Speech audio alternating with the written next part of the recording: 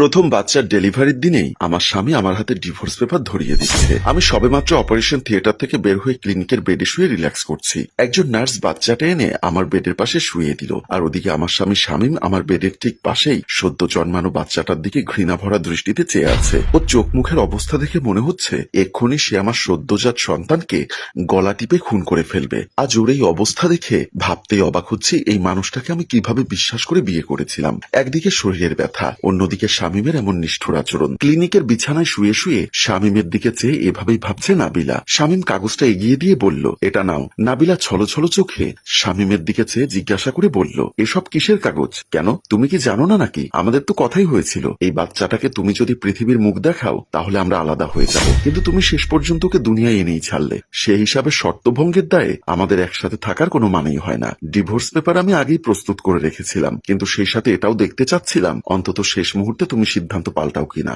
সেটা যখন হলোই না, তখন আমাদের একসাথে থাকার সম্ভাবনাও নেই। এমন সময় নাবিলার মাকে শামীম ডিভোর্সের কাগজটা শায়লা বেগমের হাতে এগিয়ে দিল।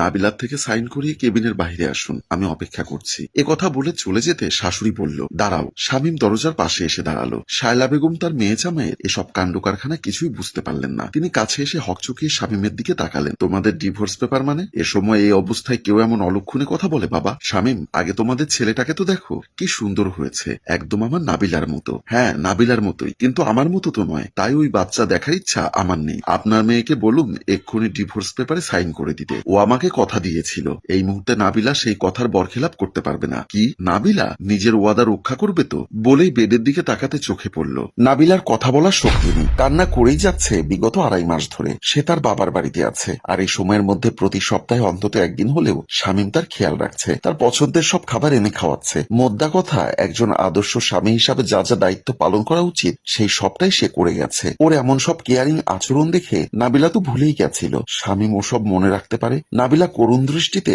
শামীমের দিকে তাকায়, তার শরীরে ধীরে ধীরে ক্লান্তি ভর করে। শায়লা বেগম বুঝতে পারেন এমন হতে দিলে নাবিলা একেবারে অজ্ঞান হয়ে যাবে, যেটা ওর জন্য বিপজ্জনক। তিনি হাত জোর করে শামীমকে বলতে লাগলেন, বাবা তোমাদের রাগ ঝাল যা আছে সেসব পরে করো, এখন আমার মেয়েটার শরীরের অবস্থা ভালো নয়, জলদি ডাক্তার ডাকো। কিন্তু শামীম তার কোনো কথাই শোনে না, নিজের জিদ ধরে দাঁড়িয়ে থাকে। শায়লা বেগম চিৎকার দিয়ে ডাক্তার এবং নার্সকে ডাকছেন। তার চিৎকারে একজন নার্স ছুটে আসে। নাবিলার শরীরের অবস্থা সত্যি খারাপ, তাড়াহুড়োর মধ্যে আবার অপারেশন থিয়েটারে নিয়ে যেতে হবে বলে একটু পরে নাবিলাকে হুইল চেয়ারে বসিয়ে অপারেশন রুমের দিকে নিয়ে যাওয়া হচ্ছে। শামীম ওদের পিছু পিছু ডিভোর্স লেটার নিয়ে ওটি রুমের দরজা অব্দি এগিয়ে যায়। ডাক্তার রুমে এসে ঢুকলেও শামীম সেখানেই ঠায় দাঁড়িয়ে থাকে। আজ মনে হয় ডিভোর্স পেপারে সাইন না করিয়ে সেখান থেকে যাবে না। শায়লা বেগম তার ছোট বাচ্চাটাকে কোলে নিয়ে অপারেশন থিয়েটারের সামনে এসে দাঁড়ালেন। তিনি কাঁদবেন নাকি অবাক হবেন সেটাই বুঝতে পারছেন না। দুজনের পছন্দে খুব ধুমধাম করেই তো তিনি ওদের বিয়ে দিয়েছিলেন, তবে আজ কেন এই সিদ্ধান্ত? হতবিহ্বল হয়ে তিনি মেয়ের জামাইয়ের দিকে তাকালেন। শামীমের দৃষ্টি ছোট্ট বাচ্চাটার দিকে,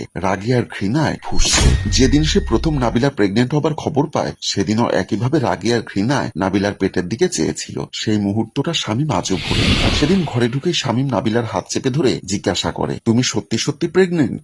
নাবিলা অত্যন্ত স্বাভাবিক ভঙ্গিতে তাকে জবাব দেয়, হ্যাঁ, ডাক্তার তো সেটাই জানালো, কিন্তু কিভাবে? দেখো নাবিলা, তুমি আমাকে এটা বুঝিও না যে যেভাবে অন্য নারীরা হয়, কারণ সেই সুযোগ তোমার নেই। বিবাহিত জীবনের এই 1 মাসে আমাদের মধ্যে এমন কিছুই হয়নি যে তুমি প্রেগনেন্ট হতে পারো। আমাদের প্রথম বাসরেই তুমি বলেছিলে যেহেতু এটা অ্যারেঞ্জ ম্যারেজ তাই তোমার কিছুটা সময় দরকার, নিজেকে বোঝাপড়া, একে অপরকে জানতে চাও। আমিও তাই চাইছিলাম, কিন্তু আমাদের জানাজানিটা আজ এমন ভাবে হবে তা কখনো কল্পনাও করিনি। নাবিল ওর কথার জবাব দেয় না, নির্বাক হয়ে জানালার দিকে চেয়ে থাকে। বাইরে ঝুম বৃষ্টি নামছে, সে এক মনে সেদিকেই চেয়ে আছে। শামীম যে তাকে প্রশ্ন করছে সেসব নিয়ে তার বিন্দুমাত্র মাথা ব্যথা নেই। এতে শামীম আরো বিরক্ত হয়ে যায়। সে এবার বেশ ধমক দিয়েই প্রশ্ন করে, তুমি কি এর আগে? না প্লিজ শামীম, আমাকে বিশ্বাস করো, আমি চরিত্রহীন নই। আমি শুধুমাত্র একজনকেই তো ভালোবাসি। এই সন্তান আমার কোনো পাপের ফল নয়। তাহলে কিভাবে তুমি গর্ভধারণ করলে? নাবিলা তার কথার জবাব না দিয়েই চুপচাপ থাকে। ওরা এমন নীরবতাই বলে দিচ্ছে নাবিলা ওর থেকে কিছু লুকিয়েছে। কিন্তু শামীম নিজের প্রতি যথেষ্ট আত্মবিশ্বাসী। তাদের মধ্যে এমন কোন রোমান্টিকতার মুহূর্ত তৈরি হয়নি যার দরুন নাবিলা প্রেগনেন্ট হতে পারে। শামীম প্রচন্ড রেগে বলে ওঠে,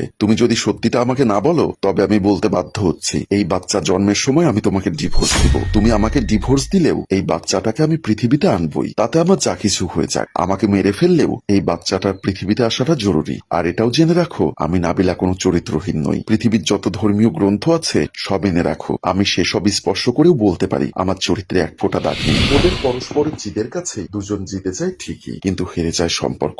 নাবিলা যদি বাচ্চার বাবার আসল সত্যিটা স্বীকারও করে, তবুও সবকিছু ক্ষমা করে সে তাকে মেনে নিবে। অথচ নাবিলা সেটাও জানাচ্ছে না। নাবিলার এই চুপ থাকার বাহিরে কিছু তো একটা আছেই, যেটা নাবিলা তাকে বলতে চায় না। আর এই না বলা বলি জিদেই আজ তার হাতে ডিভোর্স পেপার। শামীম একেবারে নির্বাক হয়ে দাঁড়িয়ে আছে। কিছুক্ষণ পরেই তার বড় ভাই মাহাদি ও বড় ভাবি বাবা রহমান খান এসে হাজির হলেন। তারা সবাই নাবিলার সদ্য জন্ম নেওয়া ফুটফুটে শিশুটিকে দেখতে এসেছে। বড় ভাই তাদের সামনে এসেই শায়লা বেগমের কোল থেকে বাচ্চাটিকে নিয়ে পরম যত্নে আদর করতে শুরু করে। মাহাদির চোখে মুখে যেন খুশির ফোয়ারা ছুটছে। এসব দেখে শামীমের প্রচন্ড রাগ হলো। সে চিৎকার দিয়ে বলে ওঠে, খবরদার এই বাচ্চাকে কেউ স্পর্শ করবে না। যার তার বাচ্চাকে এত আদর ভালোবাসা দিতে হবে ব্যাপারটা এমন নয়। কিছু ম্যানার শেখো। বাচ্চাটা যা তার কাছে ফেরত দিয়ে দাও, ওর বাবা এসে ওকে নিয়ে যাবে। শামীমের এমন অদ্ভুত প্রতিক্রিয়ায় প্রত্যেকেই প্রচন্ড অবাক হলো। সে এসব কি আবল তাবল বকছে। তার বাবা রহমান খান একবার বাচ্চাটার দিকে আর একবার নিজের ছেলে শামীমের দিকে ফ্যালফ্যাল করে চেয়ে রইলেন। ছোট্ট বাচ্চাদের চেহারা কার সাথে মিলছে এসব বুঝে ওঠা মুশকিল। কিন্তু এই বাচ্চাটা শামীমের না হয়ে আর কার হবে? না না, তার বৌমা নাবিলা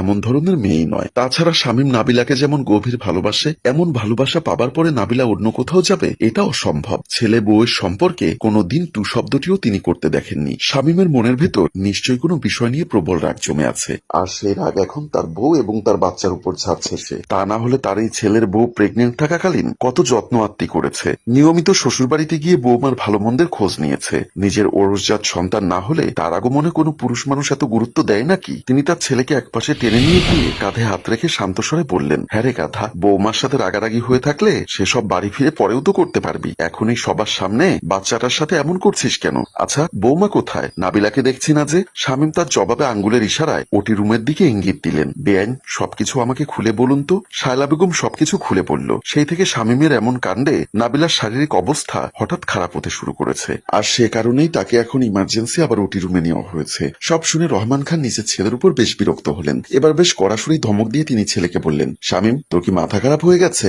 বৌমাকে এইভাবে অবস্থায় মানসিক অত্যাচার না করলে তোর পেটের ভাত হজম হচ্ছিল না? না, তোকে আমি এই শিক্ষাই দিয়েছিলাম? বাবা, আমি সাফ সাফ বলে দিচ্ছি, আমি কোনো মিথ্যাকে আঁকড়ে ধরে বাঁচতে চাই না। বাবা, আমাদের মধ্যে আপনি নাক গলাবেন না প্লিজ। শামীম আর কাউকে কিচ্ছুটি বলার সুযোগ না দিয়ে হনহন করে সেখান থেকে বাইরে বেরিয়ে এলো। শামীম এইবার হসপিটালের ডাক্তার নির্ঝর তার বেশ পরিচিত। নির্ঝরের কেবিনে ঢুকে সে বিরক্ত হয়ে চেয়ার টেনে বসে। নির্ঝর ওর দিকে এক পলক চেয়ে নির্লিপ্ত কণ্ঠে বলল, কি ব্যাপার শামীম সাহেব, আপনার স্ত্রীর বাচ্চা হতে আপনি খুশি হননি? এভাবে হঠাৎ গোমরা মুখ করে আছেন যে, এনিথিং সিরিয়াস? আমি এই বাচ্চার ডিএনএ টেস্ট করাবো। যদিও জানি বাচ্চাটা আমার নয়, কিন্তু আমার বাড়ির লোকের কাছে প্রমাণ করতে গেলে ডিএনএ রিপোর্টটা জরুরি। আপনি আমাকে সাহায্য করবেন প্লিজ? মানে আপনি আপনার স্ত্রীর উপর সন্দেহ করছেন? না, সন্দেহ করার মতো কিছু নেই। আমি ওকে বিশ্বাস করি। নাবিলা অত্যন্ত ভালো মেয়ে, এটা আমি জানি, কিন্তু এই বাচ্চা আমার নয় সেটাও জানি। ও আমার থেকে কিছু একটা লুকোচ্ছে। ডাক্তার নির্ঝর হতবিহ্বল হয়ে ওর দিকে তাকালো। শামীম কি বলতে চাইছে এই ব্যাপারটা ঠিক মাথায় ঢুকলো না তার। স্ত্রীকে সে নাকি বিশ্বাস করে, সম্মান করে, সেই আবার বলছে এই বাচ্চা তার নয়, এজন্য ডিএনএ টেস্টও করাবে। এটা আবার কেমন কথাবার্তা হলো? পুরুষ মানুষ হয় ডান দিকে আর না হয় বাম দিকের ধারণা রাখার ক্ষমতা রাখে, কিন্তু এই দুইয়ের মাঝামাঝি শামীম কিভাবে দাঁড়িয়ে আছে সেটাই ঠিক বোধগম্য হচ্ছে না। সম্মানিত দর্শক, এই গল্পের আসল বাচ্চার বাবাটিকে দেখতে হলে অপেক্ষা করতে হবে দ্বিতীয় পর্বের জন্য। আগামীকাল দ্বিতীয় পর্ব এই পেজে পাবলিশ করা হবে। গল্পটির ভাবনা ও পরিচালনায় মঞ্জুর মোর্শেদ, ক্যামেরায় শিহাব। ধন্যবাদ।